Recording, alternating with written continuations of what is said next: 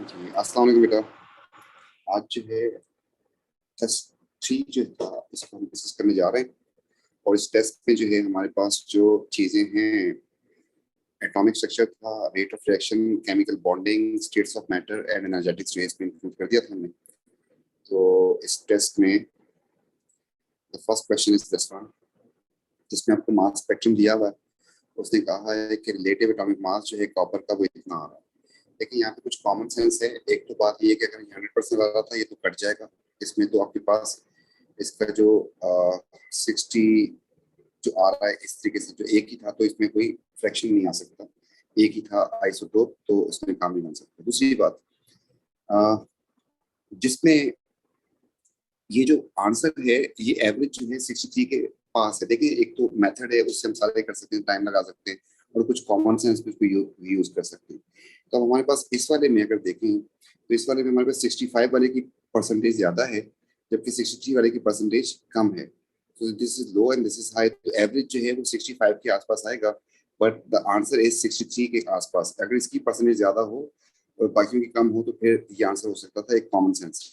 तो ऐसा कोई अगर मिल जाए हमें तो वो आंसर हो सकता है। जैसे इसमें 63 की परसेंटेज ज्यादा है और इसकी 65 की कम है, तो ये दो आइसोटोप्स हैं। तो इसका एवरेज जो है वो मैक्सिमम वाला जो आपके पास जिसकी परसेंटेज ज्यादा है तो हो सकता है। तो इसको सबसे पहले मैं इसको चेक करूंगा। तो बाकी जो है हम बाकी सब भी ट्राई कर सकते हैं, लेकिन थोड़ी सी कॉमन सेंस यूज करेंगे तो हमारा टाइम सेव हो जाएगा। ठीक है। तो इसमें हमारे पास रिलेटिव एटॉमिक मास का जो फॉर्मूला था वो था आइसोटोपिक मास, जो मैं सी पे अप्लाई कर रहा हूँ। एक हमारे पास 63 का मास है और दूसरा जो मास है दैट इज 65 का मास। सिमिलरली इनकी परसेंटेजेस जो हैं, इसकी परसेंटेज 74 है जबकि इसकी परसेंटेज 26 है, और परसेंटेज का सम जो है 100 होता है।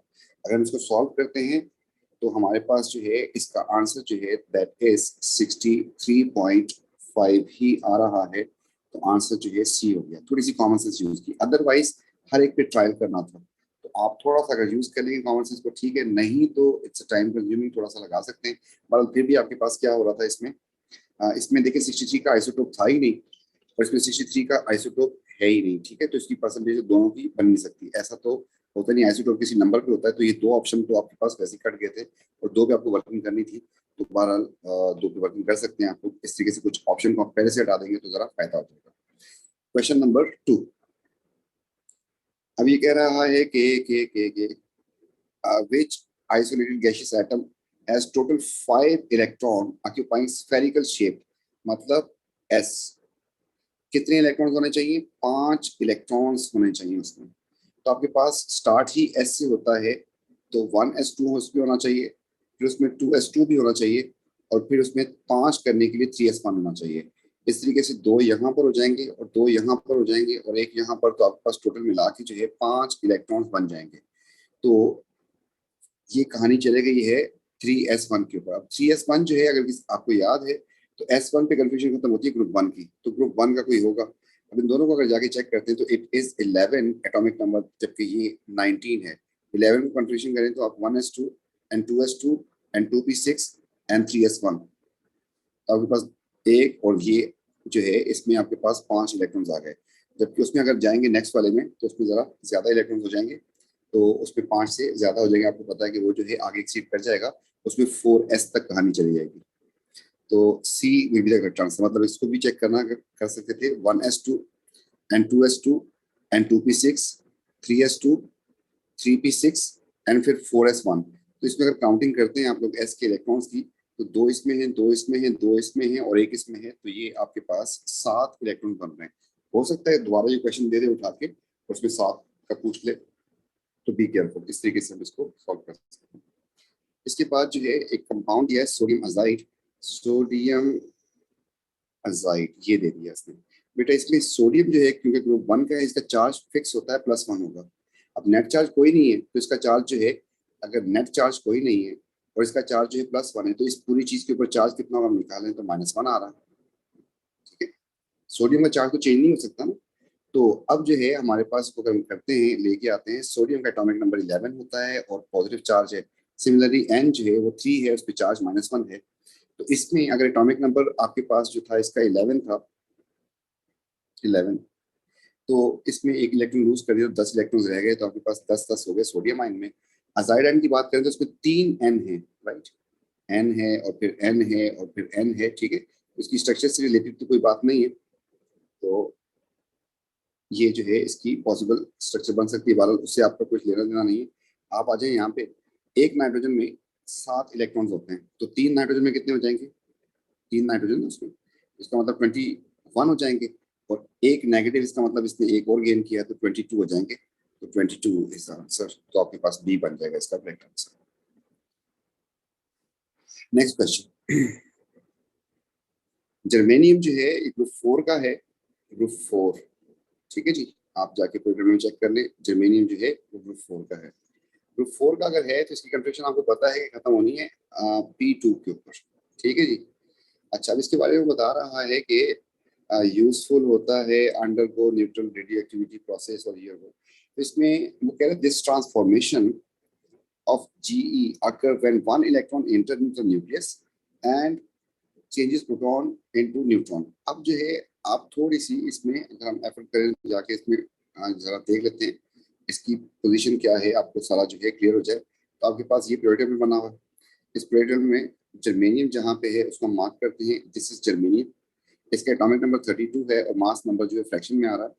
दिस बिलोंग टू ग्रुप 4 और इसकी कंफ्यूजन जो है P2 पे खत्म होगी, ठीक है। तो ये आपको मार्क करवाया हुआ था, जैसे हमने, ये आपके सामने है और इस तरीके से आपको जो है मार्किंग करवाई थी कि इनकी कंफ्यूजन ऐसे खत्म होती है। तो इसका जो है एटॉमिक नंबर दोबारा देखें 32 है और इस बेस के ऊपर जो है हम इसको जाके इस पर अप्लाई करते हैं कि क्या साइन निकाल होगा। तो 32 इसका अगर मास एटॉमिक नंबर है, इसमें प्रोटॉन कितने हो गए? प्रोटॉन इसमें हो गए 32।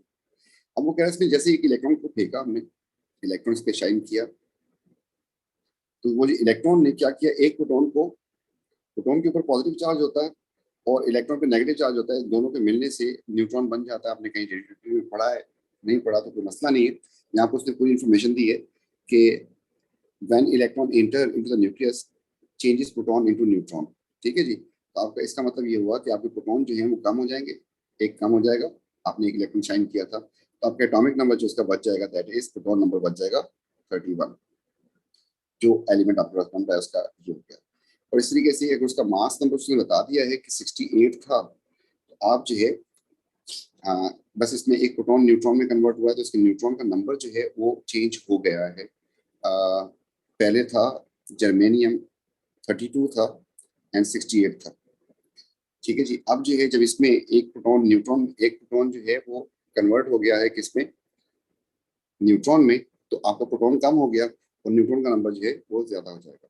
लेकिन उसने यहाँ पर इसको फिक्स किया हुआ है कि ये बना है, ठीक है जी। तो आपके पास इसके बारे में बात हो रही है, it has 4 electron in P orbital. तो ये बात तो हमने देख ली थी कि ग्रुप 4 का अगर है, इसकी कंफ्यूजन तो P4 पे खत्म होगी, P2 पे खत्म होगी। तो 4 इलेक्ट्रॉन तो नहीं, 2 इलेक्ट्रॉन होंगे पी में, ठीक है जी। पी ऑर्बिटल में 3 और इसमें 2 इलेक्ट्रॉन, P2 का मतलब ये वाली बात गलत हो गई। It has 13 electron in its outer shell. तो इसकी आउटर शेल में कितने होंगे? ग्रुप 4 का अगर है तो पता है आपको कि ग्रुप 4 का अगर होगा तो उसके आउटर शेल में कितने इलेक्ट्रॉन्स होंगे? तो 4 होंगे। It has 37 neutron. न्यूट्रॉन के लिए माइनस करना होता है तो माइनस किया हमने, 7 यहाँ पर आ गया और 3 यहाँ पर आ गया, तो this is the correct answer. its proton number is 32. Now it's wrong because it's का जो 1 प्रोटॉन था, 1 that is converted into neutron, तो प्रोटॉन का नंबर कम हो गया, 32 अब नहीं रहा, ठीक है जी। नेक्स्ट क्वेश्चन जो है हमारे पास आ गया ये वाला। इसमें ये कह रहा है कि बोरोन के 2 आइसोटोप्स हैं, बोरोन के सैंपल ऑफ बोरोन है। अच्छा, बोरोन को जाके आप चेक कर लें। नंबर 1, बोरोन जो है आपको इसका एटॉमिक नंबर 5 मिलेगा और मास नंबर जो है इसका 10 भी, 2 आइसोटोप्स होते हैं, इसका 10 वाला भी 11 वाला भी, तो 12 10.8 लिखा होता है उसके ऊपर, आप जाके चेक कर सकते हैं। इसका मतलब कि इसके 2, इसके अलावा इसके क्वेश्चन भी करवाए थे 12। इसके अलावा वो कह रहे हैं इसमें एल्यूमिनियम की इम्प्योरिटी है, इसमें एल्यूमिनियम की इम्प्योरिटी है।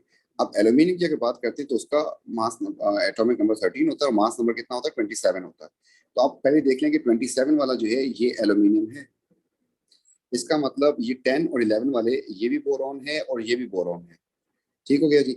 अब इसके बाद जो है इसका मास नंबर जो है वो बताया कि मास अपॉन चार्ज, मास ऊपर लिखा है, चार्ज नीचे लिखा है, और चार्ज सबके ऊपर कितना कितना है?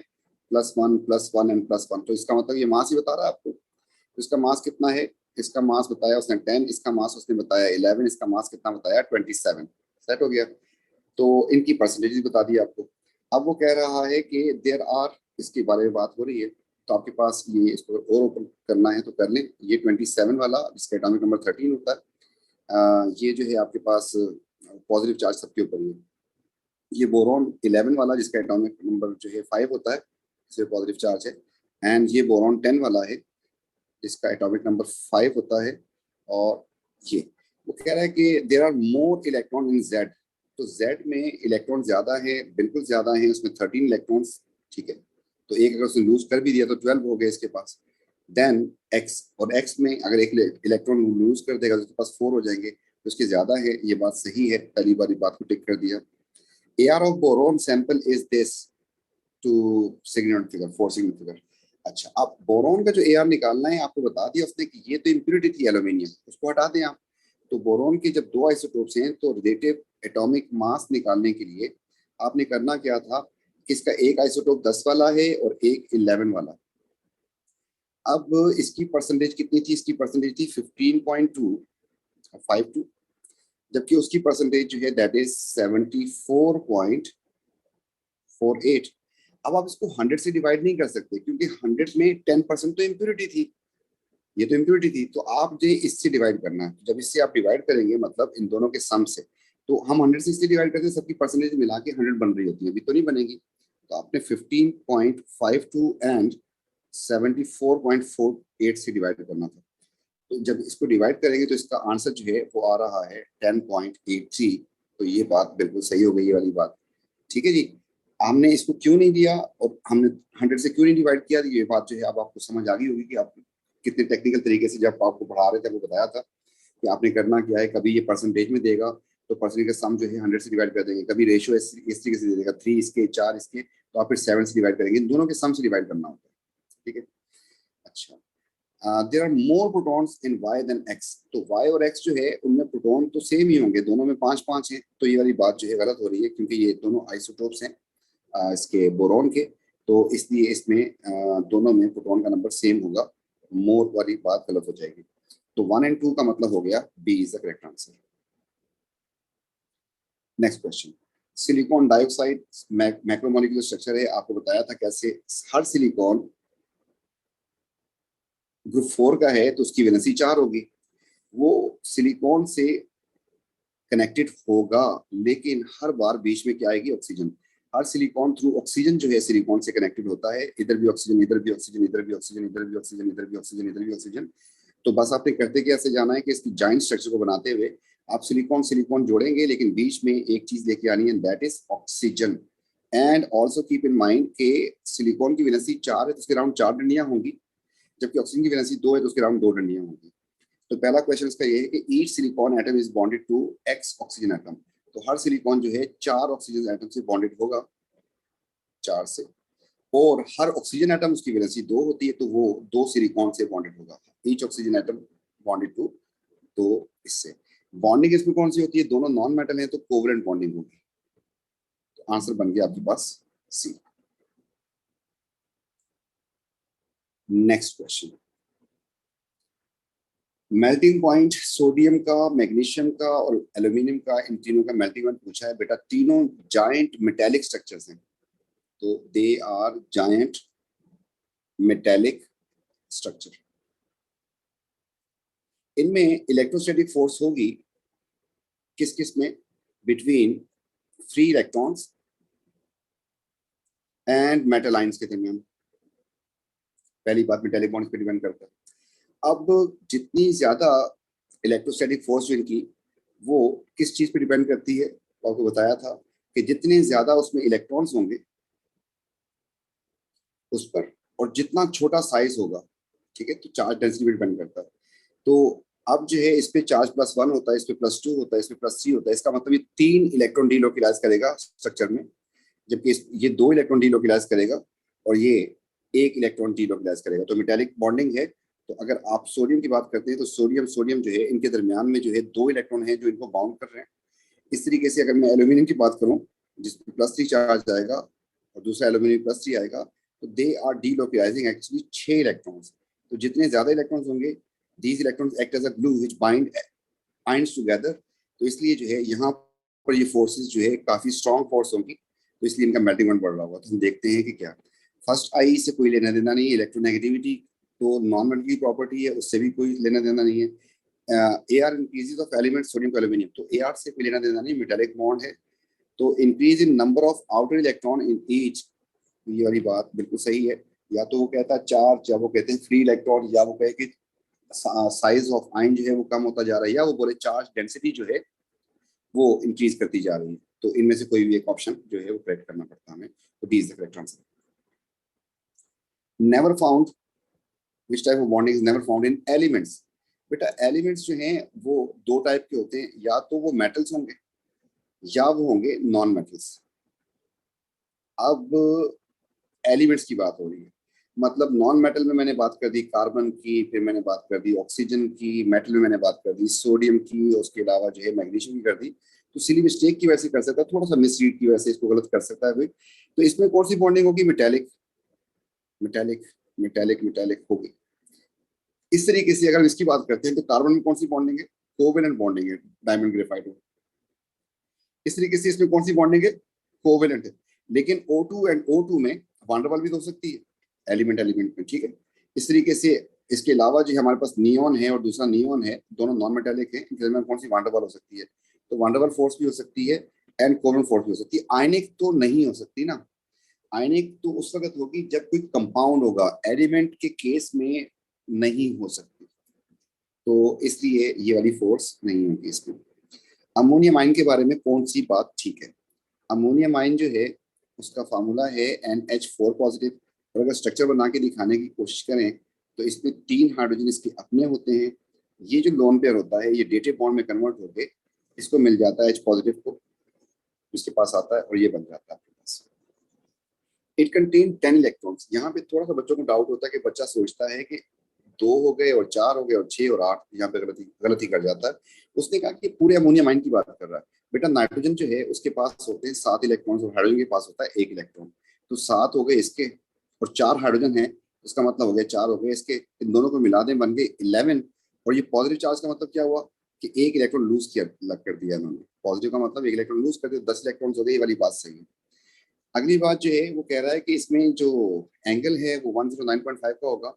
तो ये एक बॉन्ड पेयर है, ये भी बॉन्ड पेयर है, ये भी बॉन्ड पेयर है ना, ये भी बॉन्ड पेयर है क्योंकि जुड़े तो हुए ना आपस में, बॉन्ड तो है ना कोऑर्डिनेट। तो ये लोन पेयर नहीं है, अब ये बॉन्ड पेयर है, तो 4 में आपके पास एंगल 109.5 का होता है, ये वाली बात भी ठीक हो गई। There are only 3 bonding pair, no there are now 4 bonding pair. अब आपके पास 4 बॉन्डिंग पेयर्स हैं, एक बॉन्डिंग पेयर, दूसरा और तीसरा और चौथा, उसको लोन पेयर नहीं कंसिडर करना, ना it is a bond pair. तो ये वाली बात गलत होगी, 3 नहीं है 4 है एक्चुअली। तो 1 एंड 2 का मतलब डी आंसर हो गया इसका। एल्यूमिनियम क्लोराइड के बारे में बात हो रही है, तो ये स्ट्रक्चर आपने कई दफा बनाया है, तो इसमें आपको थ्योरी में बनाने के लिए भी आ सकता है। तो आपके पास ये हमने 6 एल्यूमिनियम लिख दी है, इसके बीच में बिल्कुल सेंटर में 2 हमने एल्यूमिनियम लगा दिए। एक मॉलिक्यूल हो गया आपके पास ये वाला, और दूसरा मॉलिक्यूल हो गया आपके पास ये वाला। तो कोवलेंट बॉन्ड इसमें हो रहे हैं 6, ठीक है, 3 इसमें और 3 इसमें। फिर जो है होता क्या है कि ये डेटिव बॉन्ड बना देगा इसके साथ और ये डेटिव बॉन्ड बना देगा इसके साथ, तो डेटिव बॉन्ड होते हैं आपके पास 2, आंसर हो गया बी। ये आपके पास है, इसमें वो कह रहा है कि how many lone pair of electron are present in this molecule. तो आपके सामने स्ट्रक्चर है कार्बन के, वैसे तो लोन पेयर नहीं देखने होते, अब कार्बन कार्बन, दिस इज थोड़ा सा अनयूजुअल मॉलिक्यूल, इसमें कार्बन के लोन पेयर देखने पड़ेंगे क्योंकि कार्बन की एक जगह पे वैसे 4 हो रही है, इसमें तो 4 के 4 इलेक्ट्रॉन यूज हो गए, ग्रुप 4 का है कार्बन, तो 4 इलेक्ट्रॉन्स होते हैं उसके पास। ऑक्सीजन ग्रुप 6 का है, उसके आउटर में 6 इलेक्ट्रॉन्स होते हैं। तो ऑक्सीजन के 2 इसमें यूज हो गए और फिर 4 बच गए, 6 पूरे करने थे आपको। अब आ जाते हैं कार्बन के ऊपर, तो इस कार्बन के तो इलेक्ट्रॉन आपने 4 पूरे कर दिए इस कार्बन के, लेकिन अगले वाले कार्बन के अगर देखें, मैं इलेक्ट्रॉन को हाईलाइट कर देता हूँ, इसके 2 यूज हो गए और 2 बच गए हैं इस समय, इसलिए इस वक्त वैलेंसी 2 की हुई है। तो उसने कहा कि टोटल लोन पेयर इलेक्ट्रॉन के कितने होंगे, तो लोन पेयर जो बॉन्डिंग में इन्वॉल्व नहीं होते उनको कहते हैं हमारे पास 2 और फिर 3 बन रहा है। नेक्स्ट क्वेश्चन जो है, ये लिक्विड होता है, ये गैस होती है। आप इसको देखते साथ आपको आंसर तो पता चल गया, इसमें हाइड्रोजन बॉन्डिंग होती है। तो देखते हैं हायर फर्स्ट एंड सेकंड आई से कोई ताल्लुक नहीं, यहाँ पर तो असल में फोर्सेस का ताल्लुक है कि लिक्विड या गैस होना। The covalent bond of OH bond is stronger. देखें, जब इसको मेल्ट या बॉयल करते हैं तो इसमें कोवेलेंट बॉन्ड तो टूटते नहीं है, सिंपल मॉलिक्यूल में तो इंटरमॉलिक्यूलर फोर्सेस टूटती हैं, तो ये छोड़ दें इसको। There is significant hydrogen bonding in water, ये बात सही है, but there is no H2S।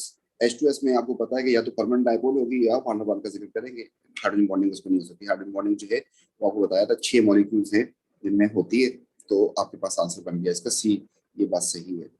अगली बात वो कह रहा है कि Indian dipole force of H2O is stronger than this. तो डायपोल एक तो पहली बात बहुत वीक फोर्स होती है, उसकी वजह से कोई लिक्विड या सॉलिड जो है इतना बड़ा फर्क नहीं आ सकता। नंबर 2, वाटर जो है इसके इलेक्ट्रॉन्स जो है वो बन जाते हैं, आपके पास 2 और 8 10 इलेक्ट्रॉन बनते हैं, जबकि सल्फर में जब आते हैं तो आपके पास 18 इलेक्ट्रॉन बनते हैं। जिसके इलेक्ट्रॉन ज्यादा होते हैं उसकी वैन डर वाल्स ज्यादा होती है, तो ये कह रहा है वाटर की ज्यादा होगी, ये बात गलत है, तो दिस इज रॉन्ग। और दूसरी बात जो है, जब हाइड्रोजन बॉन्डिंग होगी तो उसके सामने ये जो इंड्यूस्ड डायपोल जो है ये उसके सामने कुछ भी नहीं है, बहुत वीक होती है। नॉट प्लेनर, प्लेनर कौन सा नहीं होगा? प्लेनर होते कौन कौन से हैं आपको बताया था, एक होता है 180 वाला, एक होता है 120 वाला, और एक होता है 104.5 वाला। तो BF3 आपके पास बेसिक शेप थी जो BCl3 में आपने पढ़ा था, इसमें 120 का एंगल होता है, 3 लोन पेयर है। इसको मैंने आपको एग्जाम्पल्स में करवाया था, तो आपने 3 हाइड्रोजन लगा दिए कार्बन के साथ। अब कार्बन के पास होते कितने हैं, 4 इलेक्ट्रॉन्स, तो 1 और 2 और 3 और 4। अब उसने पॉजिटिव चार्ज किया, इसका मतलब उसने इलेक्ट्रॉन लूज किया, तो कौन सा इलेक्ट्रॉन को जिसने लूज किया, ये वाला हटा देता हूँ इसको फिर। अब ये पॉजिटिव चार्ज पार्टिकल बन गया। अब इसमें देखें कितने आपके पास जो है इलेक्ट्रॉन पेयर आ रहे हैं, तो इसमें 1 और फिर 2 और फिर 3, और 3 में जो है एंगल बना बन जाएगा 120 इसमें भी। इसकी बात करते हैं तो ये आपके पास एल्कीन है, और एल्कीन जो है इसमें आपके पास नजर आ रहे हैं कि हम किसी भी कार्बन को फोकस करके देख लें, तो अगर मैं इस कार्बन की बात करता हूँ तो इस कार्बन की सराउंडिंग में 3 चीजें आ रही है, 1 और 2 और 3, तो 120 बन गया। सिमिलरली इस कार्बन के अराउंड भी ऐसा ही हो रहा है, तो यहाँ पर भी इसके अराउंड 3 चीजें आ रही है, तो इसका भी 120 हो जाएगा। जबकि इसका एंगल आपको पता है कि दैट इज 107, तो ये आपके पास आउट ऑफ प्लेन चला जाएगा। ठीक है जी, तो इसमें हमारे पास तीनों में, इसमें भी 120 आ रहा था, इसमें 120, इसमें 120, और उसमें 107 आ रहा है, तो वो प्लेन से आउट हो जाएगा, वो 3D में चला जाता है। आपको पता है कि कुछ ऐसी शेप बन जाती है, ट्रिगनल पिरामिड बन जाती है इसकी शेप। तो D is the correct answer. अच्छा जी, 178 पे इसका जो है वेपर कौन सा? पहली बात, इसमें आयनिक बॉन्डिंग होती नहीं, काटो इसको। फिर ये वाला तो नहीं होगा इस वक्त, वेपर जो है इसमें बेस्ट जो है वो कह रहा है क्या, तो आपको पता है, बताया था आपको कि एल्यूमिनियम क्लोराइड जो है फार्मूला तो बनता ही है, लेकिन एग्जिस्ट किस फॉर्म में करता है, डायमेरिक फॉर्म में। क्यों करता है? क्योंकि इस फॉर्म में ये स्टेबल ही नहीं है, इसमें आपके पास 2 इलेक्ट्रॉन्स और 4 और 6 इलेक्ट्रॉन्स बन रहे हैं, इसका ऑक्टेट कंप्लीट नहीं है। जबकि ऐसे देखेंगे तो इसके पास इसका ऑक्टेट कंप्लीट हो रहा है, तो इस फॉर्म में होगा। अब होता क्या है, आपको बताया था कि ये इलेक्ट्रॉन इसको देगा असल में, क्लोरीन के पास लोन पेयर्स होते हैं, तो A will be the correct answer. जबकि ये वाली डायग्राम गलत है, एल्यूमिनियम के पास इलेक्ट्रॉन्स नहीं होते, वो तो इलेक्ट्रॉन डेफिसिट होता है, तो इलेक्ट्रॉन्स को चाहिए होते हैं। Next question, fluorine and iodine दोनों ग्रुप 7 के हैं, फ्लोरीन ऊपर होता है एंड आयोडीन नीचे होता है, दोनों नॉन पोलर मॉलिक्यूल। ठीक है जी, तो अब इसमें जो है इनमें कौन सी फोर्स होगी, इसमें होगी वान डर वाल फोर्स। वान डर वाल फोर्स किस पे डिपेंड करती है, नंबर 1 इलेक्ट्रॉन्स पे, नंबर 2 सरफेस एरिया पे डिपेंड करती है। अब नीचे की तरफ जब मूव करते हैं तो इलेक्ट्रॉन्स का नंबर जो है वो इंक्रीज करता है, एंड सरफेस एरिया भी इनका इंक्रीज कर जाएगा, क्योंकि साइज जो है वो बड़े हो जाते हैं। तो मेल्टिंग पॉइंट किसका ज्यादा होगा, मेल्टिंग पॉइंट लाजमी सी बात है, इसकी वान डर वाल ज्यादा होगी, तो दोनों में वान डर वाल है, आयोडीन की वान डर वाल ज्यादा होगी, तो ये और ये ऑप्शन बन सकते हैं। द स्ट्रेंथ ऑफ वान डर वाल फोर्सेस बिकम मॉलिक्यूल, उसी बात को उसने एलोबरेट किया है कि क्योंकि स्ट्रेंथ जो इसकी क्या कहते हैं कि स्ट्रेंथ ऑफ बॉन्ड जो है वही डिसाइड करती है कि इसका मेल्टिंग पॉइंट ज्यादा होगा या कम होगा। तो यहाँ पर भी हमें इसी को टिक करना था कि iodine is greater than fluorine, हमारे पास ऑप्शन बन जाएगा सी। इसके बाद जो है हमारे पास ये क्वेश्चन जो है इसका आ गया PVNRT का। तो इसमें वो कह रहा है कि मॉलिक्यूल फार्मूला ऑफ सल्फर जो आपने निकालना है, वो सारा डेटा आपको दिया है, तो आपने क्या किया, PV is equal to NRT, ये कर दिया आपने। आपको पता है कि इसमें यूनिट्स का ख्याल करना होता है, बाकी क्वेश्चन काफी सिंपल होते हैं, बहुत आसान होते हैं। तो इस बेस के ऊपर जो है हम इसको जब सॉल्व करने चलते हैं, तो हमारे पास उसने जो चीजें दी हैं, उसने मास दे दिया, तो इसलिए मैं मास अपॉन MR कर देता हूँ। जब मेरे पास MR आएगा तो मैं फिर जो है मॉलिक्यूलर फार्मूला निकाल लूंगा। उसका। MR को मैंने कर दिया साइड पे, MRT लिख दिया और PV को कर दिया नीचे। अब मास कितना है 0.321। R की वैल्यू डेटा बुकेट से आ जाएगी। टेम्परेचर जो है केल्विन में होना चाहिए, केल्विन में ही दिया उसने, ये सेट हो गया। प्रेशर जो है पास्कल में होना चाहिए, उसने पास्कल में ही दिया है -4। एंड वॉल्यूम मीटर क्यूब में होना चाहिए, उसने मीटर क्यूब में ही दिया है। तो सारा जो है डेटा उसने बिल्कुल करेक्ट दे दिया है। मेरे ख्याल में मेजॉरिटी स्टूडेंट का आंसर सही आ गया होगा। इसको जब सॉल्व किया, इसका आंसर आ रहा है 32 आ रहा है, तो 32 इसी का बनेगा, एक सल्फर का। ठीक है, इसका MR सल्फर के ऊपर लिखा होता है कि 16 एंड 32। इस तरीके से अगर ये 64 होता तो हम इसको कर देते S2। इस तरीके से उसका कोई और मल्टीपल होता, 96 होता तो हम कह देते S3। और इस तरीके से कुछ और होता तो उस लिहाज से हम उसको फाइंड करेंगे। अभी हमारे पास 32 इसका आंसर आ रहा है, 32 का मतलब हो गया एक ही सल्फर का एटम। 64 होता है, इसका मतलब 2 सल्फर के S2 हो जाता है। तो इस तरीके से इसका आंसर ए बन गया।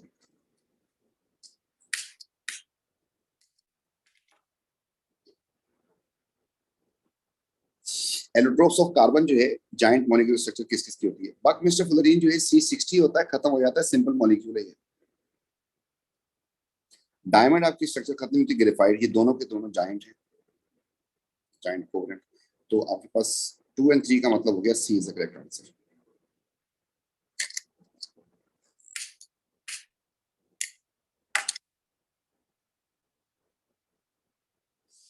विच gas most closely approach to ideal behaviour? Ideal का मतलब हो गया कि फोर्सेस नहीं होनी चाहिए, फोर्सेस नहीं होनी चाहिए।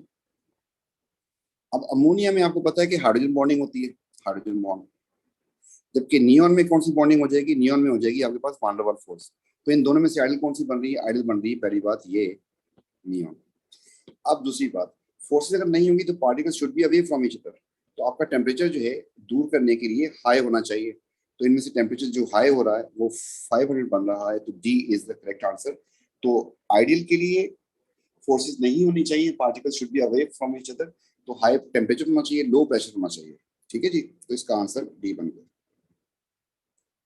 इस तरीके से नेक्स्ट क्वेश्चन में ये भी पीवी एनआरटी से रिलेटेड है। तो इसको हम देखते हैं कि टेम्परेचर पूछ रहा है, तो हम लिख रहे हैं कि PV is equal to NRT. अगर कोई चीज हमें कांस्टेंट लगी तो हम उसको कट भी कर देंगे, इनमें से जो डेटा चाहिए होगा ले लेंगे हम। तो यहाँ पर उसने मोल्स को रखा है जिंदा, ठीक हो गया जी। वॉल्यूम भी दिया हुआ है, प्रेशर भी दिया हुआ है, तो हमारे पास वेरिएबल पे सब कुछ आ रहा है। टेम्परेचर चाहिए तो टी को मैं अगर साइड पे लेके जाऊँ तो पीवी अपॉन एन आर बन जाएगा। तो प्रेशर उसने दिया है कितना? 200 दिया है। तो 200 जो दिया है हमें चाहिए होता है पास्कल में, तो इसको किलो से जब हटाऊंगा तो आपको 1000 से मल्टीप्लाई करना पड़ जाएगा। ठीक है, किलो पास्कल को पास्कल में कन्वर्ट कर दिया। दूसरी चीज जो है वॉल्यूम था, वॉल्यूम उसने दिया 400 सेंटीमीटर क्यूब। अगर 400 सेंटीमीटर क्यूब है, इसको मुझे कन्वर्ट करना है मीटर क्यूब में, तो -6 से मल्टीप्लाई करना पड़ेगा। मोल्स उसने बता दिए भाई ने 0.03, तो ये आ गया आपके पास। और इस तरीके से आर की वैल्यू डेटा बुकेट से उठा लेंगे 8.31। तो इसको जब सॉल्व करते हैं तो हमारे पास आंसर बनता है,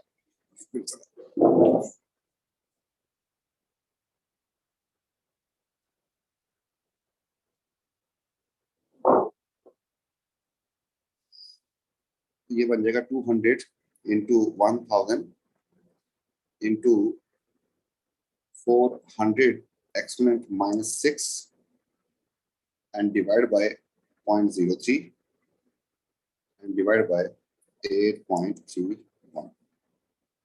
इसका आंसर आ रहा है 320, 320.89, मतलब 321 हो गया एंड पावर 2 ये आंसर।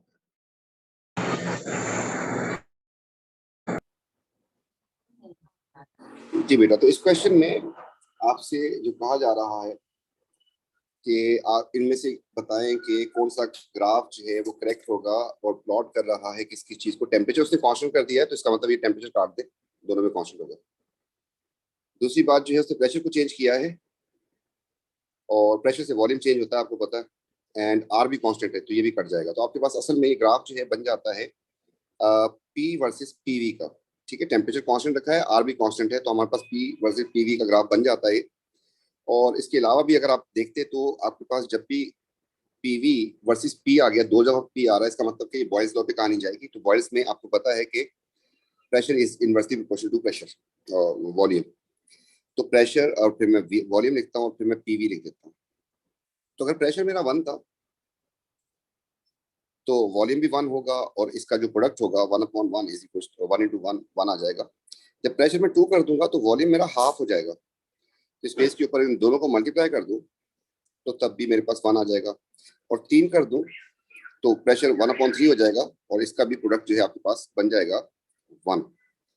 वैसे भी आपको पता है कि अगर मैं इसको इक्वेशन को सेट करूं इस वाली को, तो इसका मतलब यही होगा ना कि P is equal to constant into 1/v, या फिर PV is equal to constant, जो आप पढ़ के आए थे। तो PV कांस्टेंट रहता है अगर फैक्टर जो है आपके पास बॉयल से आएगा। तो इस केस में जो है जब जब आप प्रेशर चेंज कर रहे थे 1 एंड फिर 2 एंड फिर 3, तो आपका जो PV था वो कांस्टेंट था, तो आपके पास जो लाइन बन जाएगी that is a straight line, C is the correct answer. Next question जो है वो कह रहा है कि उसने प्लॉट किया है किसको, रेट को टाइम के साथ प्लॉट किया हुआ है, ठीक है जी, और ऑटो कैटलाइज्ड रिएक्शन कह रहा है। अच्छा, पहली बात तो सुन लें कि अगर रेट को टाइम के साथ प्लॉट किया जाए तो ग्राफ कैसा होना चाहिए था। रेट आपको पता है कि शुरू में ज्यादा होता है और आहिस्ता आहिस्ता जो है रेट वो कम होता जाता है और फिर जीरो को टच कर जाता है। अगर रेट का ग्राफ बनाते हैं किसी नॉर्मल कंडीशन में तो ये ग्राफ होगा डी वाला।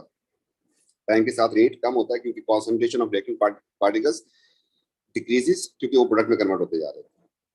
इसमें उसने वर्ड यूज किया ऑटो कैटलिटिक रिएक्शन। इसका मतलब होता है जो आपकी प्रोडक्ट बनी है वो कैटलिस्ट के तौर पे काम करे। तो आपके पास शुरू में प्रोडक्ट थी नहीं, जैसी टाइम के साथ कुछ प्रोडक्ट बनी तो उसने रिएक्शन को फास्ट कर दिया और करते करते करते यहाँ तक पहुंचा दिया। आप रेट मैक्सिमम तो ठहर नहीं सकता, ये दो कट जाएंगे, और जो है रेट टाइम के साथ साथ डिक्रीज होता है। तो ये वाला ग्राफ जो है द ओनली ऑप्शन बचा आपके पास। ये आपके पास नॉर्मल था, ऑटो कैटलाइट नहीं था, ये इसलिए कट गया। और इसमें रेट वो कह रहा है कि मैक्सिमम टिक जाएगा, ऐसा नहीं हो सकता। तो C is the correct answer. इस केस में थोड़ा सा उसने मैथ्स पे खेला है और जो है हमें दो टेम्परेचर बताएं। इसका मतलब है कि लो टेम्परेचर, इसका मतलब है हाई टेम्परेचर, उसने ज्यादा कर दिया टेम्परेचर। तो ज्यादा टेम्परेचर करने से आपके जो कर्व होती है वो राइट हैंड साइड पे जाती है और नीचे जाती है। तो आपके पास एक ही ऑप्शन बन रहा है राइट हैंड साइड पे और नीचे जा रही है डॉटेड लाइन। तो D is the correct answer. Next question जो है, इसने एक्सपेरिमेंट किया, इसने HCl की कॉन्सेंट्रेशन जो है इतनी दी, इसका वॉल्यूम बताया आपको, और थायोसल्फेट की कॉन्सेंट्रेशन और वॉल्यूम आपको बता दिया इतना। सेकंड केस में इसने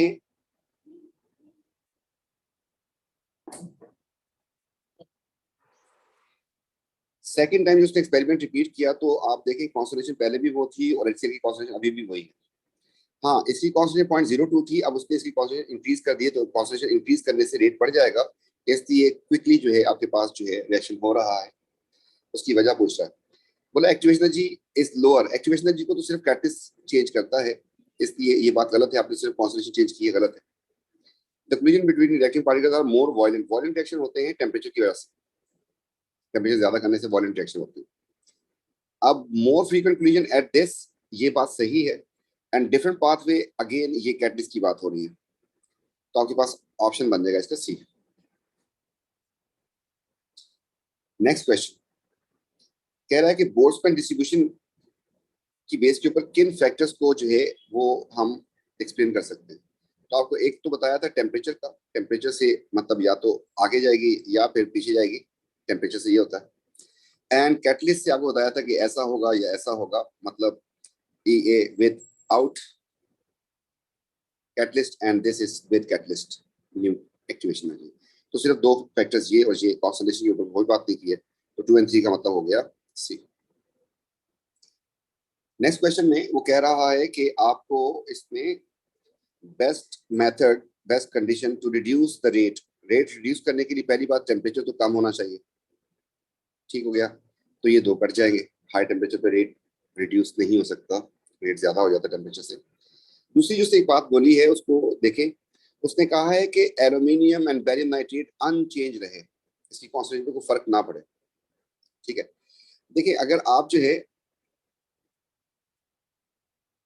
इसमें OH ऐड कर देंगे, मतलब यहाँ पर इसका मतलब है कि आपने OH ऐड कर दिया, यहाँ पर आपने कुछ नहीं ऐड किया, नथिंग एडेड। तो OH अगर आप ऐड कर देंगे तो OH जो है इनमें से किसी के साथ रिएक्शन कर सकता है। OH इसका देखिए इसके साथ एल्यूमिनियम के साथ रिएक्शन करता है। अगर एल्यूमिनियम आयन यहाँ पे घूम रहा था, आपने OH उसमें रख दिया तो ये इसके साथ रिएक्शन कर जाएगा, जिसकी वजह से और एल्यूमिनियम की तरफ आना पड़ेगा, तो इससे एल्यूमिनियम की कॉन्सेंट्रेशन जो है वो ड्रॉप हो सकती है, चेंज हो सकती है। उसने कहा कि चेंज ना हो। सिमिलरली OH जो है आपको बताया कि बैरियम के साथ भी रिएक्शन कर सकता था, तो बैरियम भी इस तरफ मूव कर सकता है, तो उसने कहा था इसकी कॉन्सेंट्रेशन अनचेंज रहे, इसलिए आपकी पीएच जो है वो 14 नहीं होनी चाहिए, बेसिक नहीं होनी चाहिए, 7 pH होनी चाहिए। तो ए इज द करेक्ट आंसर। इसमें दो बातें बोली, एक बोला कि हाई टेम्परेचर पे कौन सी कर्व होगी, तो इसमें से हाई टेम्परेचर पे क्यू होगी, एंड प्रेजेंस ऑफ कैटलिस्ट से एक्टिवेशन एनर्जी कौन सी हो जाएगी, तो आपको बताया कि एक्स हो जाएगी। सी इज द करेक्ट आंसर।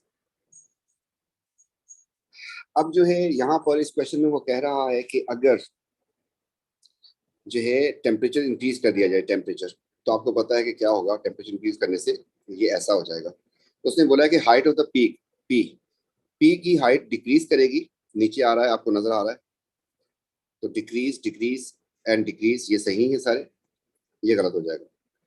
अच्छा, सिर्फ टेम्परेचर चेंज किया है तो एक्टिवेशन एनर्जी को कुछ नहीं होगा। मूव टू लेफ्ट गलत, एंड मूव टू राइट ये भी गलत, एंड डज नॉट चेंज ये सही है, क्योंकि एक्टिवेशन एनर्जी को सिर्फ कैटलिस्ट चेंज कर सकता है। ये क्वेश्चन काफी काफी दफा आ चुका है, और इसमें जो है दो काम हो रहे हैं। नंबर वन, मोल्स बढ़ रहे हैं, तो आपको पता है कि कैटलिस्ट की अमाउंट ऐड करने से मोल्स नहीं बढ़ सकते, पानी ऐड कर दें तो अब भी मोल्स नहीं बढ़ सकते, और टेम्परेचर ज्यादा कर दें तो उससे भी मोल्स नहीं बढ़ सकते। इसको समझाने के लिए सिंपल सी एग्जांपल देता हूँ कि अगर आप जो है बॉईल कर रहे हैं एग्स को, आपके पास यहाँ पर 2 एग्स हैं जिसको आप बॉईल कर रहे हैं, और इसमें जो है सॉल्ट समझ लें, यहाँ पे सॉल्ट रख दिया मैंने, salt is acting as a catalyst. तो आपके पास ये बॉइल्ड एग जो है प्रोडक्ट होंगे, तो अगर आप जो है इसकी कैटलिस्ट की अमाउंट सॉल्ट ज्यादा डाल दें या कम डाल दें, उससे एग्स तो नहीं बढ़ सकते ना, नंबर वन, गलत हो गया। पानी अगर इसमें आप ऐड कर दें तब भी इनकी अमाउंट तो सेम रहेगी, टेम्परेचर अगर ज्यादा कर दें तब भी इनकी अमाउंट तो सेम रहेगी। तो ये अमाउंट जो बढ़ रही है ये सिर्फ इस केस में बढ़ सकती है, क्यों बढ़ सकती है, आपके पास इतने मोल्स थे और पहले कितने मोल्स थे, इतने मोल्स थे, तो दोनों को मिला देंगे कितने बन जाएंगे आपके पास, 1.1 मोल्स बन जाएंगे।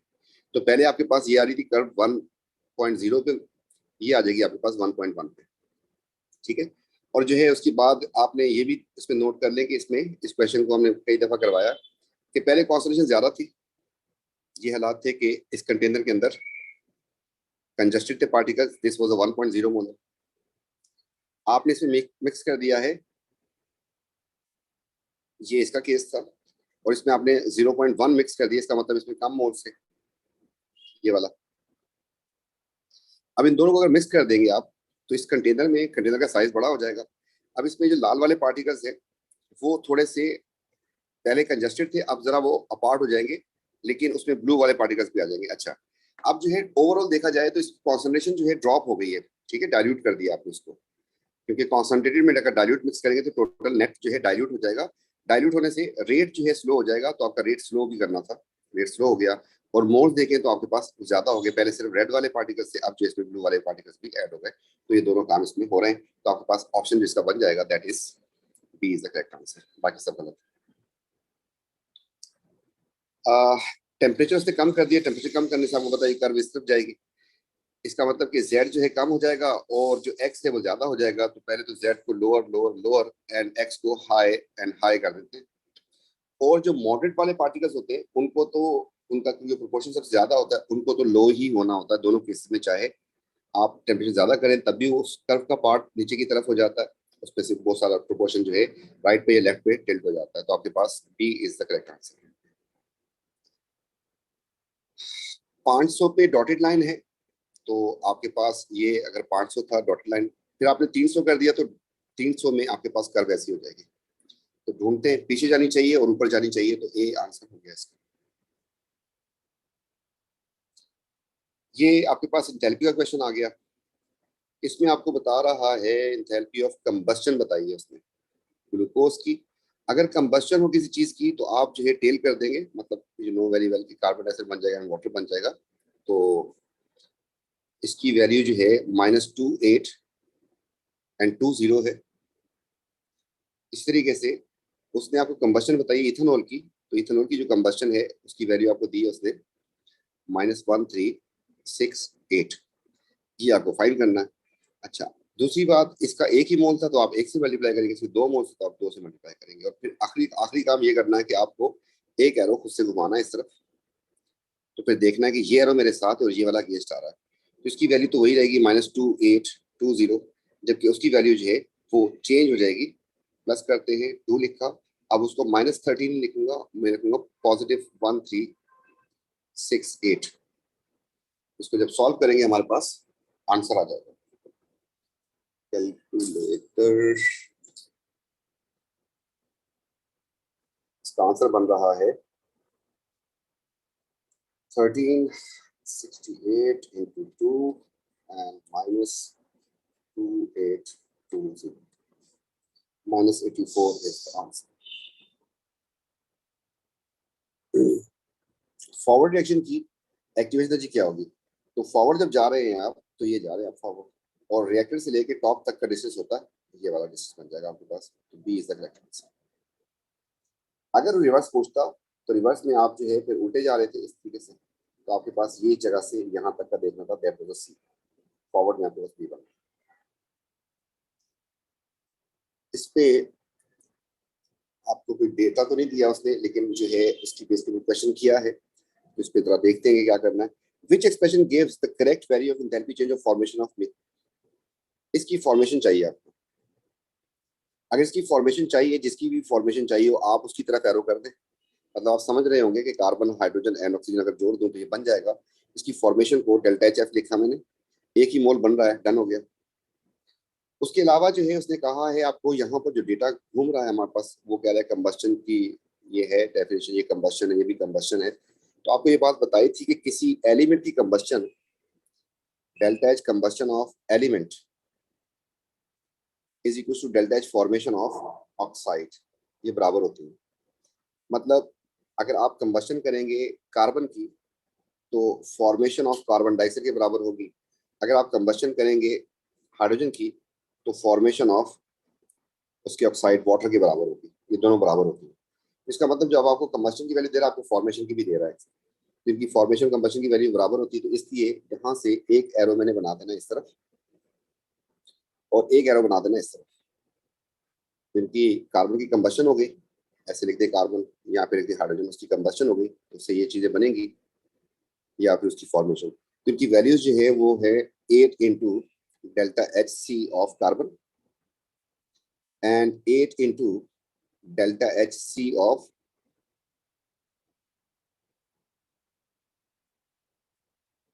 Delta H C of hydrogen. अब इसमें अगर हम एक एरो अपनी तरफ से घुमाते हैं, ऐसे घूमेगा, तो इस वक्त मेरा एक्स जो है वो बराबर निकल आएगा किसके? एक्स जो है ना, इस इक्वेशन को और से देखेंगे क्या चीज है। ये कंबस्टन की इक्वेशन है, ऑक्सीजन से रिएक्शन करवाया ऑक्साइड बने हुए। तो जो आपके पास जो एक्स था ना, ये क्या था? ये था delta H C of metaldehyde is equal to हो जाएगा हमारे पास, इनमें से कौन सा एरो, ये वाला एरो अगेंस्ट जा रहा है, जबकि ये दोनों एरो साथ जा रहे हैं, तो delta H minus delta H formation हो जाएगा, क्योंकि ये एरो उल्टा जा रहा था। जबकि वो हो जाएगा +8 into delta H C of carbon and 8 into delta H C of hydrogen. तो ये बनेगा आपको। आपको चाहिए था फॉर्मेशन, फॉर्मेशन के लिए इसको इधर ले जाए, तो इसको इधर लेके आ जाए, तो आपके पास बन जाएगा delta H formation is equal to हो जाएगा negative delta H C of metaldehyde and वो plus delta H C of carbon and delta H C of hydrogen, और इसके भी 8 और इसके भी 8 हो जाएंगे। तो ये आंसर बनता है। तो इसमें अगर ढूंढे हैं तो फॉर्मेशन जो है, कंबस्टन जो है उसकी, वो नेगेटिव होनी चाहिए। मार्क करते हैं, इसको नेगेटिव होना चाहिए, तो नेगेटिव यहाँ पर आ रही है और यहाँ पर आ रही है, जबकि उसमें 8, तो ये प्लस होने चाहिए दोनों, तो ये दोनों प्लस प्लस बन रहे हैं। ठीक है, इसमें ये गलती की है, चीन किया हुआ है, तो दिस इज रॉन्ग। तो C is the correct answer.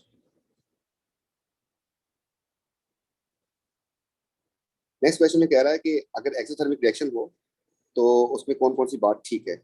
Negative होती है वैल्यू, ये बात सही है। In reaction pathway the product have lower चले ये देख लेते हैं आप लोग। तो अगर आपके पास एक्सो है तो आपको पता है यहाँ पे रिएक्टेंट होता है, यहाँ पे प्रोडक्ट होता है, और इस एक्सिस पे क्या होता है, एनर्जी। तो अगर यहाँ पे जाते हैं इसकी एनर्जी अगर 100 है तो इसकी एनर्जी आपको पता है कि वो इससे ज्यादा होगी 200। तो ऐसा होता है एक्सो। तो इस केस में जो है प्रोडक्ट की एनर्जी जो है वो लो होगी, देन रिएक्टेंट, ये वाली बात भी सही निकल आई। Reaction happen spontaneously. बेटा स्पॉन्टेनियस नॉन स्पॉन्टेनियस जो है ये डिसाइड करेगी एक्टिवेशन एनर्जी। ये एक दफा कई दफा बता चुके हैं, दोबारा बता देते हैं। ये दो मैंने बनाई, इसमें देखें ये बिल्कुल मैं कोशिश कर रहा हूँ कि एक ही जगह पे बन जाए। ये मैंने दो रिएक्शन बनाए, इनमें दोनों में जो डेल्टा एच है ना आपका वो सेम रखा मैंने। डेल्टा एच दोनों का सेम रखने की कोशिश कर रहा हूँ। ठीक है, अब इनमें से कौन सा रिएक्शन फास्ट होगा कौन सा स्लो होगा, यू कांट से एनीथिंग, दोनों आप बोलेंगे बराबर होंगे। लेकिन अब आप बता सकते हैं कि इनमें से कौन सा फास्ट होगा और कौन सा स्लो होगा। असल में ये फास्ट होगा एंड स्पॉन्टेनियस होगा। सिमिलरली ये स्लो होगा एंड नॉन स्पॉन्टेनियस होगा। इसका मतलब ये हो गया कि activation energy is the only criteria for reaction to proceed for slow और फास्ट या स्पॉन्टेनियस नॉन स्पॉन्टेनियस। तो ये वाली बात जो है गलत हो रही है, हमारे पास 1 और 2 में ऑप्शन बन जाएगा बी। नेक्स्ट क्वेश्चन हमारे पास आ गया, इसमें हम देख लेते हैं हमें चाह क्या रहा है वो। तो वो चाह रहा है कि आप जो है निकालें क्या, ऑब्जेक्टिव हमारा बन गया standard enthalpy change of combustion, और ये निकालनी है। ठीक है जी।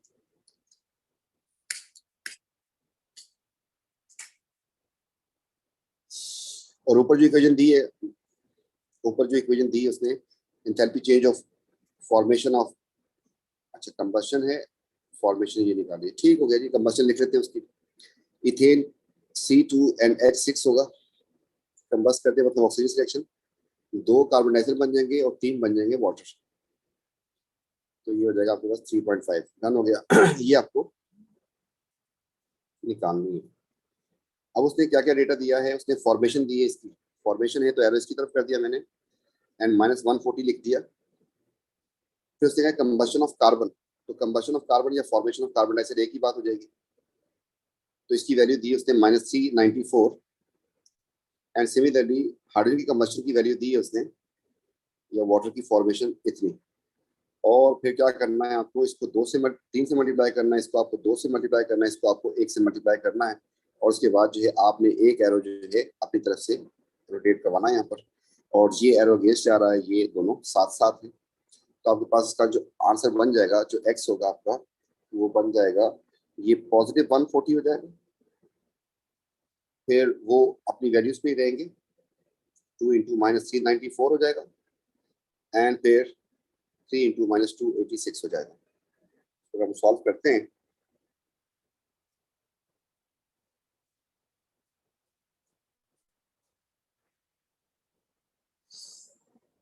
ये बन जाएगा 2 इंटू -394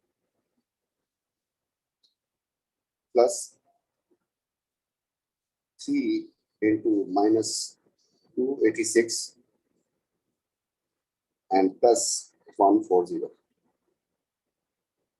-1506। ये आंसर बन जाएगा इसका।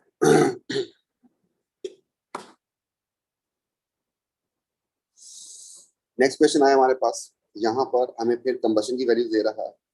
तो जिस चीज की कंबशन की वैल्यू देगा तो हम जो है कंबशन हो तो एरो नीचे कर देते हैं, मतलब इसको कंबस्ट करेंगे कार्बन डाइऑक्साइड बनेगा, उसकी वैल्यू लिख देते हैं। कितनी बताइए इसने, -283।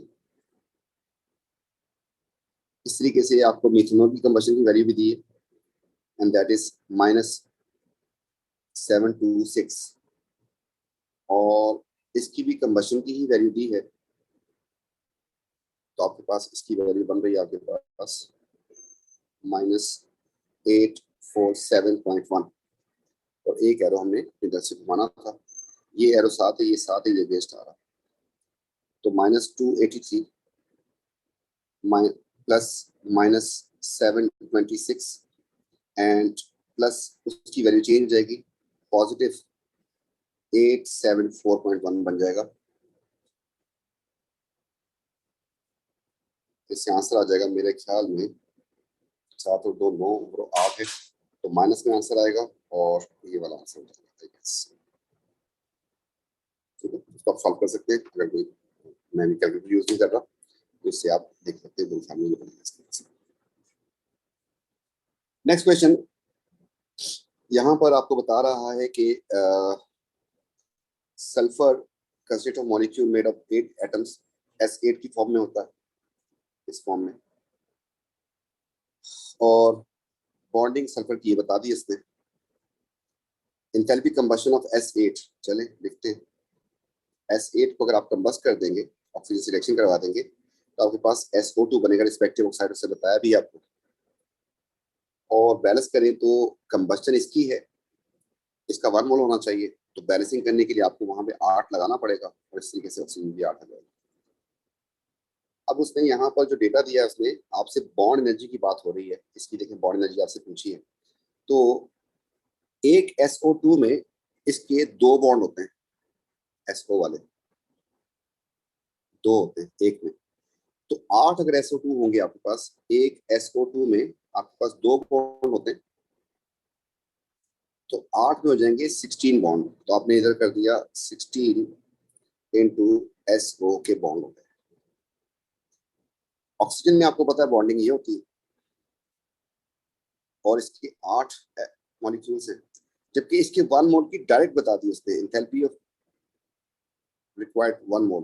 तो 1 मोल डायरेक्ट लिखते हैं, इसका 1 मोल ही हमारे पास, इसकी वैल्यू इसने बता दी है -2232। इसका फॉर्मूला क्या था, बॉन्ड एनर्जी का क्वेश्चन आ जाए तो हमारे पास फॉर्मूला सिंपल सिंपल से ऐसे ही बन जाता है कि डेल्टा एच आर जो होता है, वो इस केस में हमारे पास रिएक्टेंट माइनस प्रोडक्ट बन जाता है। इनकी वैल्यूज को लिखते हैं 2232 प्लस 8 इंटू 496, तो आपका ये रिएक्शन कंप्लीट हो गया। और उधर से आपके पास आ जाएगा 16x, ये आपको निकालना है, और कंबस्शन की वैल्यू इसने दी हुई है, ये कंबस्शन की वैल्यू जो है इसने ये दी हुई है आपको, इसकी जगह पे आ जाएगा -2376। ये 16x जो है, ये वहां से अगर इस तरफ जाऊँ पॉजिटिव हो जाएगा, और ये यहाँ से उस तरफ जाऊँ तो पॉजिटिव हो जाएगा। आपके पास 16x जो है वो इक्वल टू आ जाएगा 2232 प्लस 8 इंटू 496 एंड प्लस 2376, और फिर जो है आप इसको डिवाइड कर देंगे 16 से, तो फिर आंसर आएगा। ये बन रहा है हमारे पास 8 इंटू 496 फिर प्लस कर देंगे 2376 एंड फिर प्लस कर देंगे 2232 एंड फिर डिवाइड कर देंगे 16 से, तो 536 आंसर है।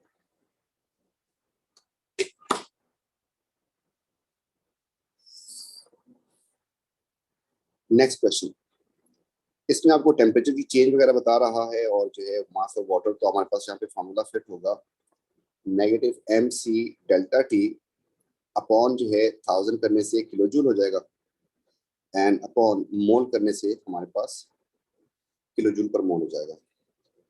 m जो होता है वो होता है मास ऑफ वाटर, जो कि 100 है। c जो specific heat capacity of water, that is 4.18 from data booklet. And temperature जो है वो केल्विन में होता है, लेकिन डेल्टा टी जो है वो चाहे सेल्सियस का हो चाहे केल्विन का हो, दोनों सेम होते हैं। तो आपके पास फाइनल टेम्परेचर था इतना, एंड इनिशियल टेम्परेचर था इतना, आंसर आ जाएगा 58। मतलब मेरे कहने का, अगर आप जो इसको केल्विन में कन्वर्ट करें तो 273 आप इधर ऐड करेंगे एंड 273 आप इधर भी ऐड करेंगे, तो इसका भी डिफरेंस जो बनेगा आपके पास वो 58 ही आएगा। तो हमने सीधा सीधा माइनस किया तो हमारे पास 58 आ गया, 1000 से डिवाइड कर दिया, और अब मोल्स उसने दे दिए हैं ग्राम की जगह पे, तो हमें कन्वर्ट करने की जरूरत नहीं, 0.025 कर दिया इसको। तो जब सॉल्व करते हैं तो हमारे पास आंसर आ जाएगा। तो एक तो हो गया 100 इंटू 4.18 एंड इंटू 58, एंड फिर डिवाइड कर देंगे 1000 से, एंड फिर डिवाइड कर देंगे इसको 0.025 से।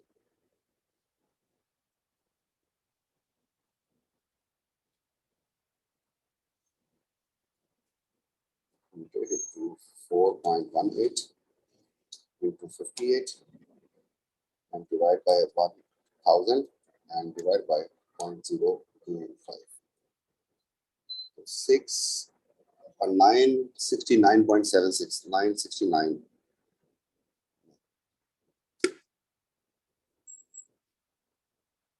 नेक्स्ट क्वेश्चन जो है ये आपके पास आ रहा है और क्या रहा है, ये कह रहा है which expression give the value w. w का आप देख लेंगे क्या है, w है ये वाला, मैं इसको मार्क कर दूं, ये इसकी वैल्यू पूछ रहा है।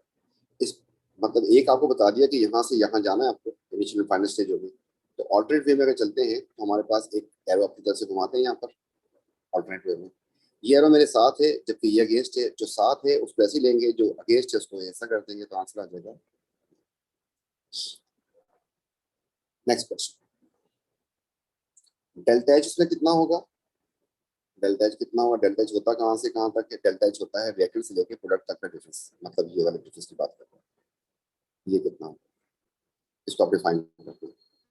तो आपके पास उसने दिया नहीं, यहाँ पे कोई नंबर नहीं दिया, उसने इसको पूरा दिया है और इसमें से ये, अगर मैं इसमें से इसको माइनस कर दूं, इसमें से इसको डिफरेंस को माइनस कर दूं, तो आपके पास ये वाला डिफरेंस आ जाएगा, ठीक है। तो आपके पास बन जाएगा x माइनस वाई।